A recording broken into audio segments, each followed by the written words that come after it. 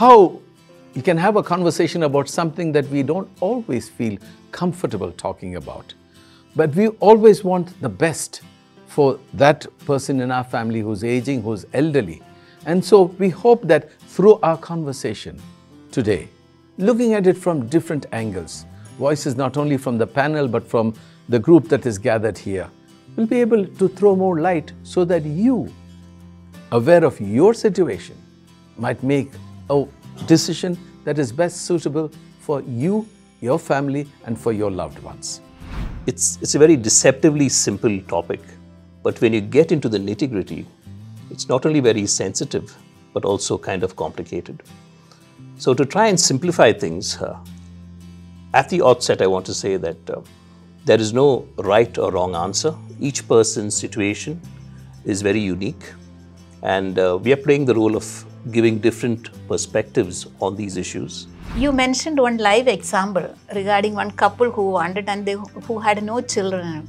I also have few number of cases who had come to us. They are also very young couples. Young means in their 75, but both have no children. Similar cases like that. And both of them wanted to move to a home. And once they come and seen, and they were very happy. They said, if I have to go, sister, I will be coming in this home only. But at the moment we both are healthy, we will manage it. But we want to move when we are no more able to handle our own personal matters and issues and all. And then we will think of coming. But we are ready to even build another room for you, so that we can have a similar setup from their house to here. I'd like now to move into something that you already referred to, but we need to look at a little more in depth, is the different kinds of models when it comes to senior citizen home. When you're young and you plan for your retirement, you tend to be very positive about it and look at all the opportunities, look at the possibilities that moving into a home would bring.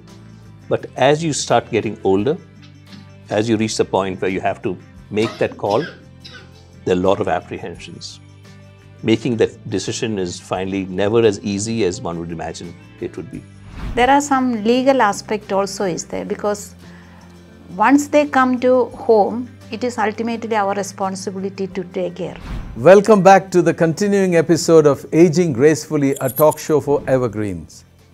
We've been looking at this very important dimension of care, supervised care for the elders, and of course, in that context, the senior citizen homes. So it has been a look at different dimensions concerning these issues. And so we will continue with this as it unfolds. What we've been trying to look at particularly is this supervised care, you might call it, for elders. As I said at the very start, it's an ambience that takes place in the home. Some might, of course, choose, after weighing all the options, to move into an institutional home. But let's hear for someone who's made the choice together with his mother, or what it means to continue in the family home, and what does that choice imply. So I'd like to ask you to share on that. Thank you, Father. Well, after Daddy died in 2004, Mummy always wanted to be independent. She didn't want to stay with all of us, with each one of us, but she said that she wanted to live by herself. And my brother and my sisters looked after her till I retired. And then I felt that it was my duty and our duty to look after her, since for all that she's done for all of us. It was my way of, our way of gratitude for all the blessings that she has done for us, sacrifice that she done for us. And it's my way, I mean, from that perspective, I also went and did 2 courses in palliative care, so that at a later stage, I would be able to take care of her, or even share my experience with other people who are going through this old age things. And that's where I felt that the love that we give to her also should be shared with other people, so that she also has a good life in her old age. Thank you. That's a wonderful witness of your choice that you made and followed through with it. I'm sure there are many others who would like to do it, but because of circumstances for which we don't want to be judgmental, are not able to do it. But hearing a voice like that also enables us to understand of how you are present. You know, it's interesting. Pope Francis speaks a lot about how much care we need to give for the elderly, because he speaks about how they are the repository of wisdom, of experience that we should draw upon and rather not lay aside. And therefore, what you're doing is something that is remarkable in the way. Like you might say, she's independent, but I think she has the strength and the courage to be independent, to know that you are around, because none of us are totally independent. And even as we grow older, we have to make this transition from being independent, then we have become interdependent, and then the stage comes when we are dependent. That is the trajectory that happens. But if we have people who surround us, whether in the personal family home or in the institutional home, it makes such a difference into our life. And thank you for giving us this dimension, because as I said quite clearly, this episode is not only about senior citizen homes, but also about care that is given in normal family homes. Thank you for that sharing. It's very inspiring to hear stories like what was just shared. Because when you look at it in many places, like for instance, Kerala, Goa, Tamil Nadu, Andhra Pradesh, you see a lot of families where the children have left the home, either gone to the city or gone abroad, and you have couples managing on their own. They value their independence. They feel that there's a lot that they can do. They want to be in their space and continue with life as normally as possible. And in this context, they end up creating a support system around themselves. It could be something very simple as neighbors checking in on them at a fixed time every day. They ensure that they have the help they need, the domestic help they need to take care of the home and their needs, and also ensure that there are regular calls between them and their children. And in a sense, it also shows on how versatile the human spirit is. When you feel that something means a lot to you, what all you can do to ensure that you're as comfortable as possible. And having said that, I think it's also very important, Father Juvie, like you mentioned, we go through phases in life. And there will come a point of time where you're not able to do this on your own. Incidentally, Kerala has the largest number of senior citizens' homes in India, more than 150, based on the last numbers we've seen. Right. Now, it's important for us to realize that we can do these things on our own till a certain extent. And we need to keep ourselves open to the fact that we may need to move from this phase of independence to interdependence. And the example of David, and like you rightly said, a lot of things his mom is able to do is because of that moral support, the psychological support of knowing that he's around to support her. And over a period of time, and that's the natural law of nature, we would move to a phase where you become more dependent. Thank you for highlighting and analyzing what he shared, because you not only spoke about the personal support structure as in the child for the parent, but also for the parish structure of the people. What about, could you spell that a little more? Because I know that you yourself are involved in some of the projects here in the parish and in the diocese, and maybe that's something that can enable us to look at this matter more wholesome, especially with those dealing with situations of being homebound or housebound or getting care in the family home. One of the big challenges we have is we tend to sometimes look at things independent of the surrounding.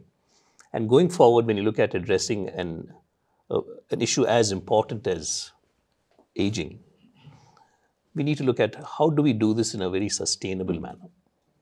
And we spoke about the finances required.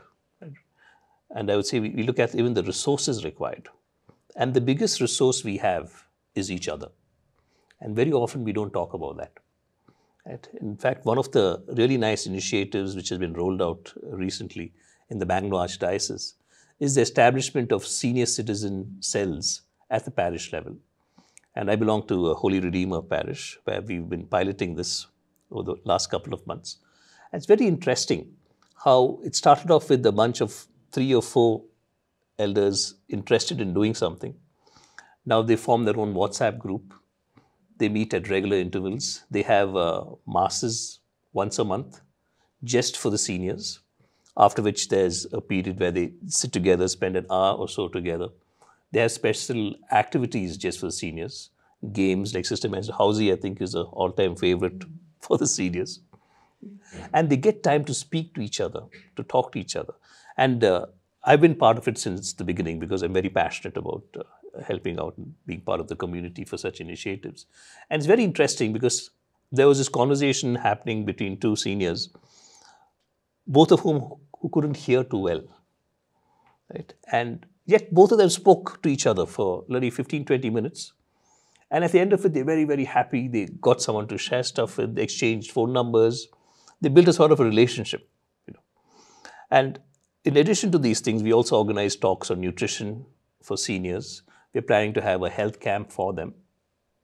And more important than all these things which directly impact the seniors, I think what's important is we are starting to build connections with, for example, the youth. We're trying to see how can the youth be more involved, right? And one idea we've been thinking about is how can we get the youth to actually call the seniors, maybe once a week? Because we spoke about loneliness, we spoke about the need they feel to connect to others around them. Similarly, how can we get, say, the Women's Commission? We have women's cells as well.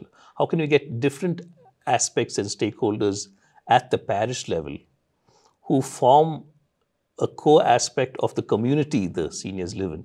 How do we get them all involved so that they don't feel lonely, they feel part of the bigger parish family? And when you talk about this, it's also very important to look at, okay, how can we support the seniors, especially those who want to stay at home? For instance, simple things like asking them, do you need help coming to church on Sundays? Right? Can we do something in your home which makes your home more senior friendly? It can be a simple thing like a small ramp, handrails at important places, a phone number to reach out to in case you're scared. Because security, like Sister mentioned, security, the physical security, huge issue. A lot of fear in terms of, if I have a medical emergency, what do I do? Right? And I've told them, for instance, anything medical, just reach out to us. We'll see if we can help you.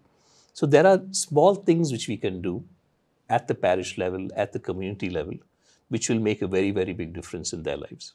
And I think we owe it to them. Thank you for that rather holistic dimension, because, you know, sometimes we think that once you're fading away, you're just left in the corner. But I think we need to hear and to see more of this kind of interaction on different levels. And those who are listening, I think not only just listen, I hope you'll be inspired as to do something of that wherever you are, because this is a model that can be replicated. And I think that's important, because that's the function of a talk show, to get people springing up ideas that they probably would love to do but never ever thought about. And thank you so much for sharing that with us. It's so nice to hear the different dimensions of the conversation, which have brought out the positive and the hopeful. And I think that's a great spirit to have. But we also need to, we know that life is not perfect. It's precisely in conversations like this we can say, what are those areas that we need to grow in to get better, so that as a process, this will further evolve into something that will help people. And so it is in that context, I'd like to hear from you, what are some of the challenges you have? Because we heard all these facilities and the positive things from you and the members, but let's hear some of the challenges that are there. It could come on different angles. It could come from the seniors themselves, it could come from the family members of the seniors, it could come from your struggles of running an institution. So maybe a little bit of light on that will enable us to understand the situation better, so that it will help in this process. Thank you for asking this question, Father. See, everything is not rosy. There are concerns are there, or some challenges are also facing it. And it can be in a different aspect. One is of especially chronic illness cases.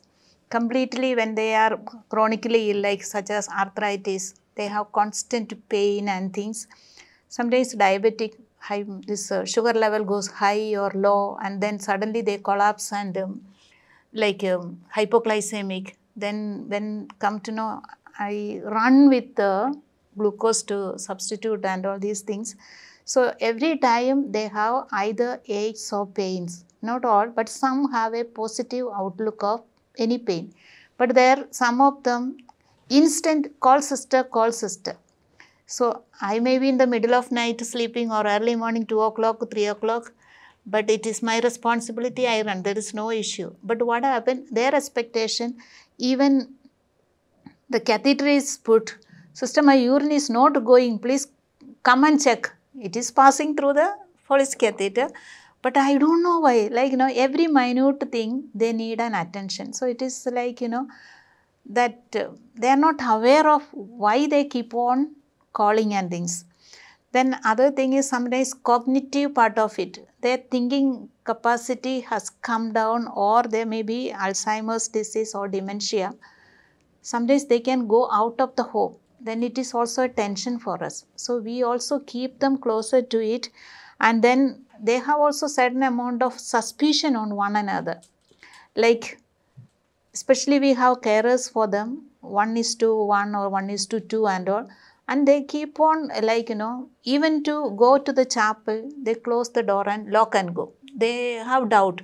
But the carers are in the house only, they don't go. They are from far and other places like. Suspicion on them is very much. And finally, they themselves hide and suddenly keep and forget. It is a forgetfulness actually. And then simply accusing, my thing is missing, this one is taken and things like that, suspicion they want. And then we have to come in and neutralize both of them. I will search and give you and things like that. It may be by mistake when the person is seen, somebody is coming in, must have put somewhere suddenly, can't remember. So every now and then this is happening. And we have a set of lock is that one. So they can lock from inside and outside they can't open.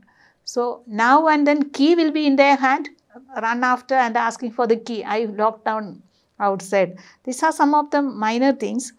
Then other thing is loneliness, very much in some of them having it, because they were so much attached to children. If once a day or once in a week, if they don't get the calls from the children, they get worried. So that loneliness, nobody wants me, I am put out, like that it is a kind of loneliness. Then they have also depression. Some of them go into severe depression. So that time they don't even eat. Sometimes we also have the fear, they run out that. Then another thing is fear of approaching death. It's natural in them. So then the thing is when they are sick, they find it very difficult to face that fear of approaching death.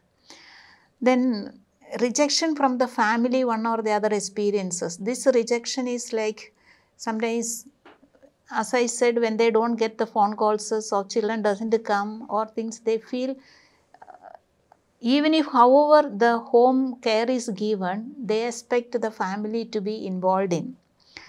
Then other area is possession of their wealth is even to give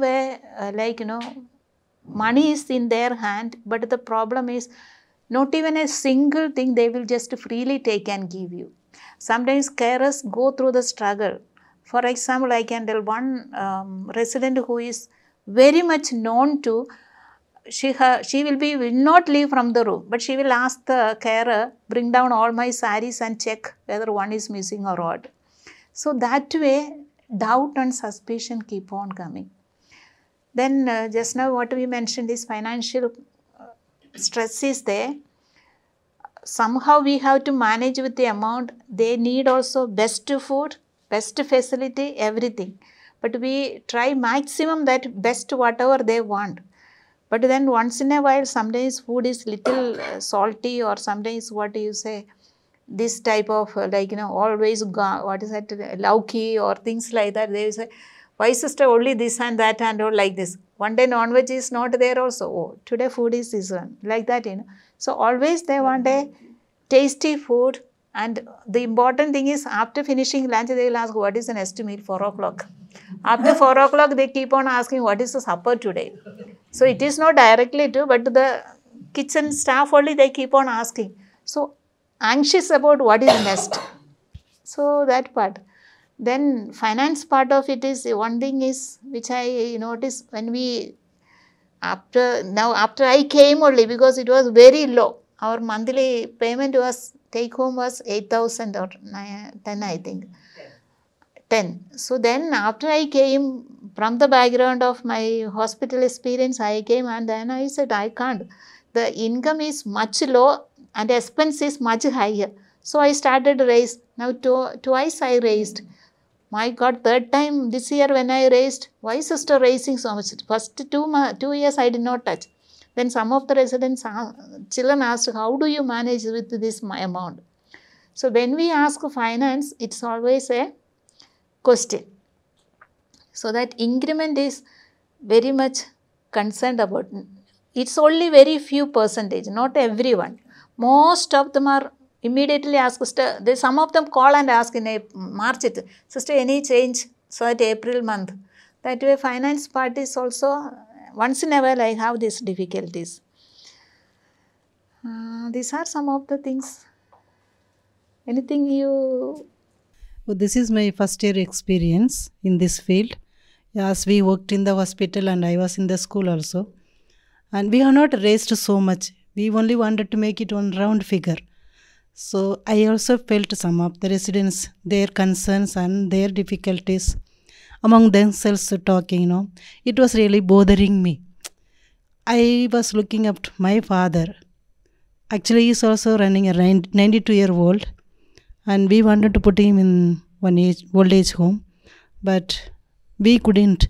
But my father doesn't want to go to the home. He wants to remain the home where he is born and where he built the house. So we kept him in our house and we are looking after him. But he also says, with which finance he will go and keep me in home. But looking at these conditions, though we have not raised that much, it affects me when the residents are talking themselves, 1 and 2, it is a concern. Though we have not raised much, I feel for them sometimes. At the same time, we have to also run the institution. And so with the economical condition right now, we have not raised so much, but we just manage. It is not a profit making at all. We just run the show, that's all. That is my experience, I wanted to say. And as sister mentioned, the demands and the continual inquiry goes on if the rooms are vacant. Because most of the times rooms are full. And because they go around about different homes and they see the rate pattern and come here and better ambience, everything. And when they hear, initially they are okay. After that, it changes. That is what. And so, like you mentioned, sister, some of the common challenges get exacerbated when you look at the medical conditions. No? When they get older, whether it is hypertension, diabetes, whether they need admission in some cases. I think that tends to be a very big challenge. Yes, that is very high. For example, just one day ICU charge itself, it costs more than $1 lakh. Minimum an ICU charge, especially if you take corporate hospitals, the rate goes high. It's a very real fact. And monthly of their medical expenses are quite high. Not everyone, there are few of them. And the family also go through struggle. We understand that struggle. Medical expenses are very high.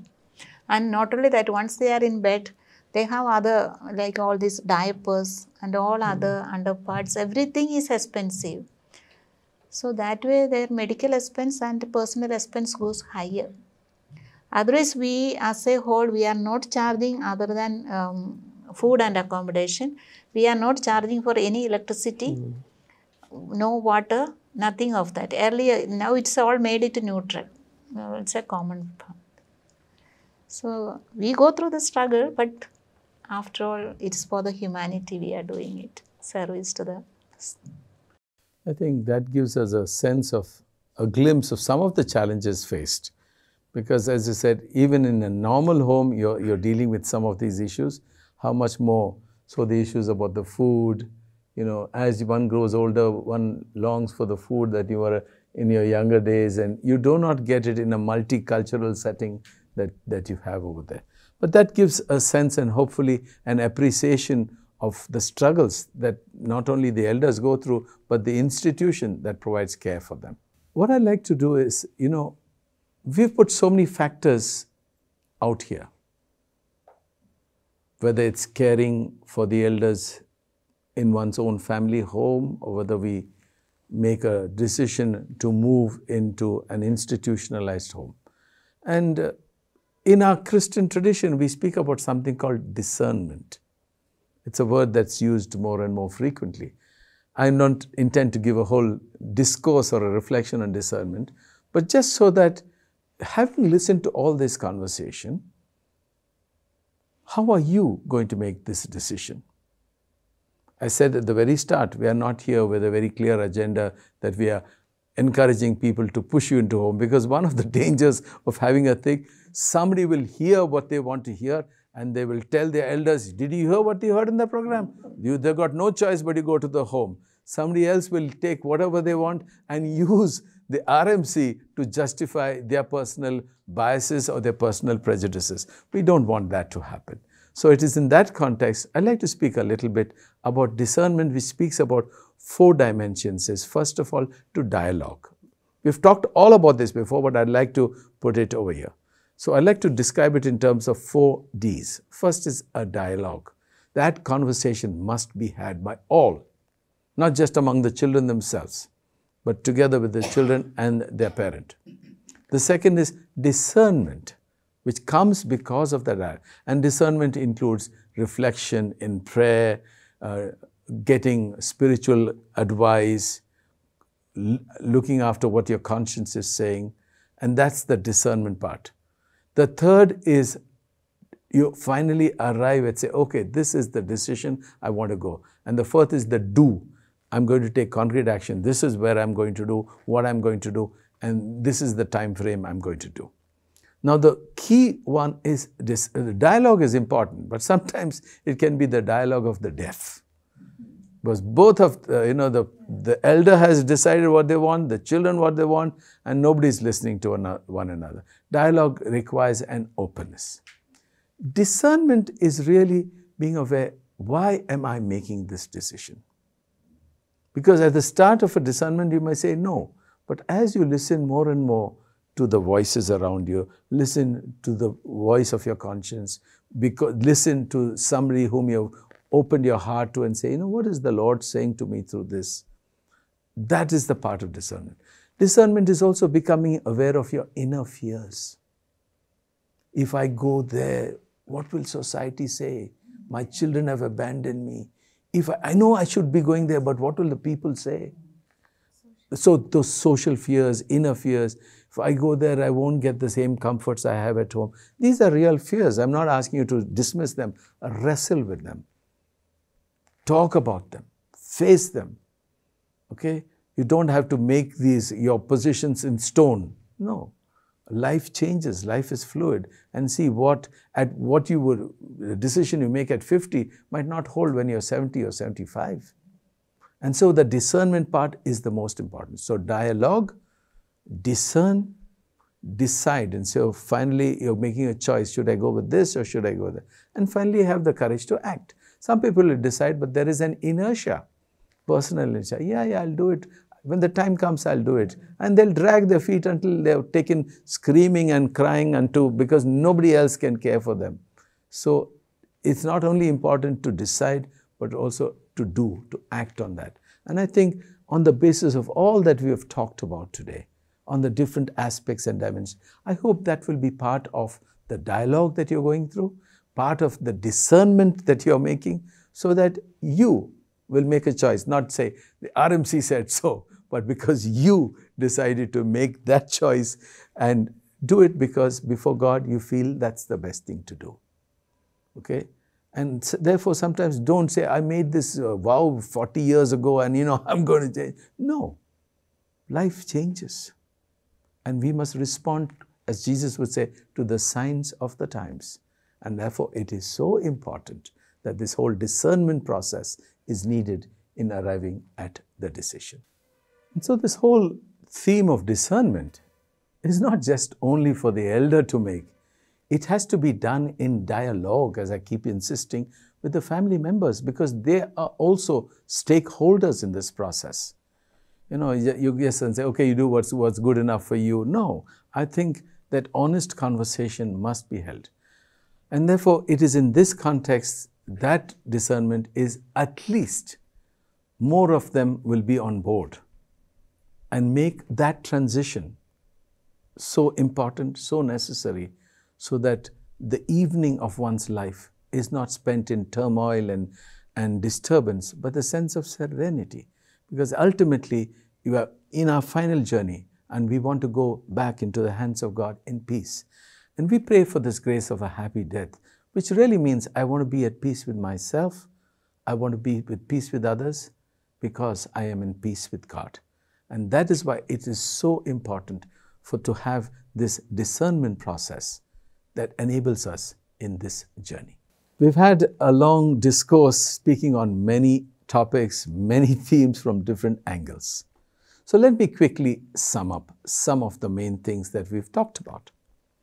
First of all, we spoke about the increasing care that one needs as one gets older. We spoke about how in some cases it continues to be in the family home, for which of course there are a lot of demands. I'd like to call back some of the mindsets that Dr. John spoke at the very beginning, because that really captures how different people are and where they are in the journey of this whole need for specialized care, whether it's in the home of the families, and we've heard some wonderful testimonies here, or whether it's going to be in a home, as Sister has spelled out from the concrete experience of that. Dr. John also spoke about the important role of the stakeholders. And it's important to keep that in mind. Okay? First of all, the elder, the senior themselves, whether it's male or female. You know, I keep insisting, you know, because the decision you made when you're 50 or 60, and now you're 70, 75, your faculties are diminishing, but you still think that you've got the body of a 50-year-old, and that doesn't make life easy for you or for your family members. How do you have this kind of discussion, whether it's making your own home an elder-friendly home, or feel the need to move to an institution where you'll get that supervised care that becomes so difficult when you have few children or no children at all? In other words, how do you own that decision? And therefore, that's so important on the part of you, of the elder. The other stakeholder are the children. And that's important. Some children are very hands-on. They make sure that whether they take care in the home or whether they move to an institutional home, they are there, they keep in touch, and that's wonderful. But one of the biggest tragedies is that some people feel that having put their parents in a home, they wash their hands and they hardly are ever in touch. They will continue with their magnificent holidays to all different places, and at all, they'll drop a few crumbs from the table and visit their parents for 2, 3, 4 days and off back jet setting to another holiday. And this is a reality, because as a priest, so much of it I hear all the time, and I'm sure you would also get that experience. So one wonders whether the priorities have slipped somewhere. Because as we heard before, our parents have done so much for us. In what way do we return that gratitude of being there? They were there for us when we were fragile infants as children growing up.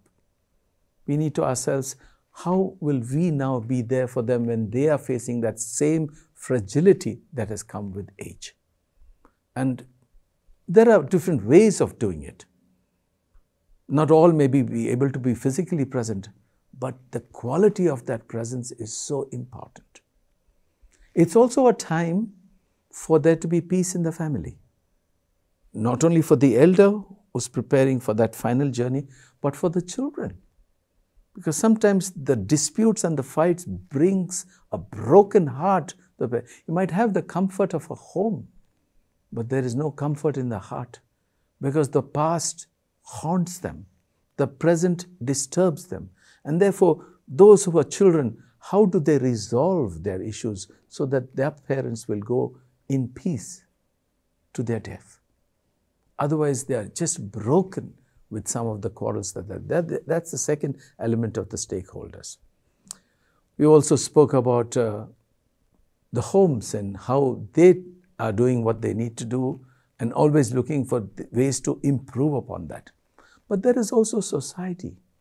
Some of the people in society will look and comment on somebody else without knowing what the process that family has gone through. But on the basis of their prejudices, arrive at a quick condemnatory judgment. Let us be slow to condemn, because we don't know the full picture. Because some people have made choices simply because they've looked at this as the best of all the other bad options. It's not for us to know, because we have not been privy to that dialogue and discernment process, which hopefully that family has gone through. And so it's so important that all the stakeholders in this, in providing serious supervised care for the elders, whether it's in the family home or in the institutional home, ultimately is meant for the good. The Catholic Church, through its teachings, through the many documents that have come from the Vatican, have insisted on the remarkable care that we need to give to our elders. We cannot treat them as a disposable or a throwaway culture. And therefore, particularly Pope Francis has highlighted this at many times. Let us take this to heart, because what we've had is the treasure of these wonderful people, our parents, who have walked with us in the journey of life.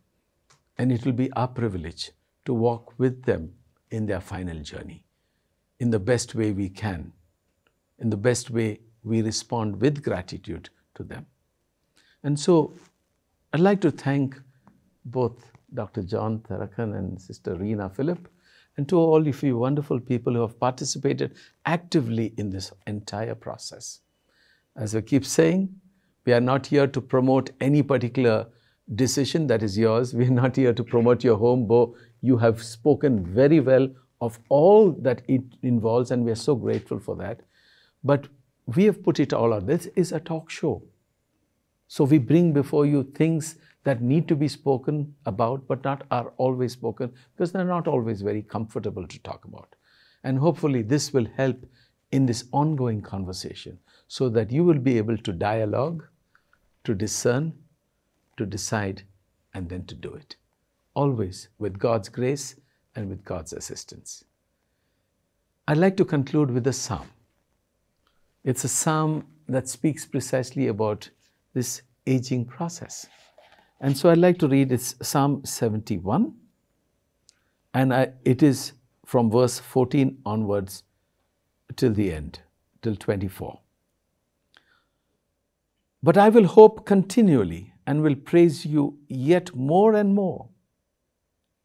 My mouth will tell of your righteous acts, of your deeds of salvation all the day, for their number is past my knowledge. With the mighty deeds of the Lord God I will come. I will remind them of your righteousness, yours alone. O God, from my youth you have taught me, and I still proclaim your wondrous deeds.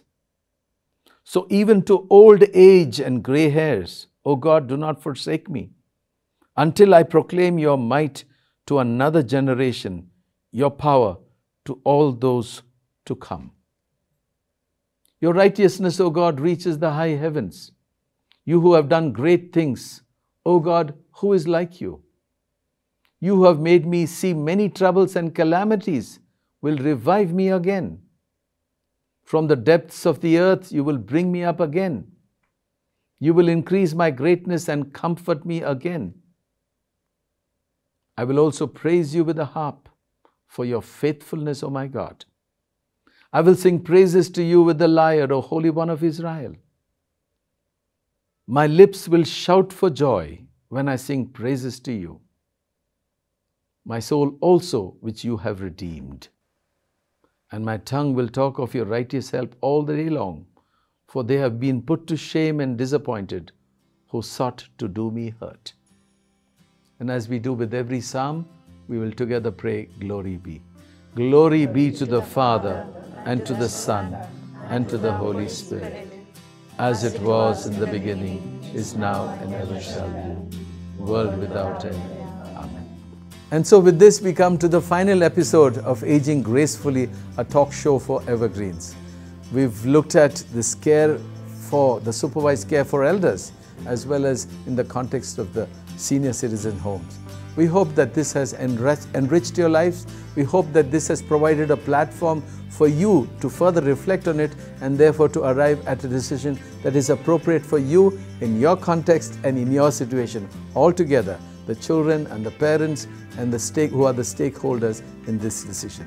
Thank you for joining us for this episode. And therefore, we would ask you to like, to comment, to share and to subscribe. Thank you for being with us. Thank you all, and God bless you all.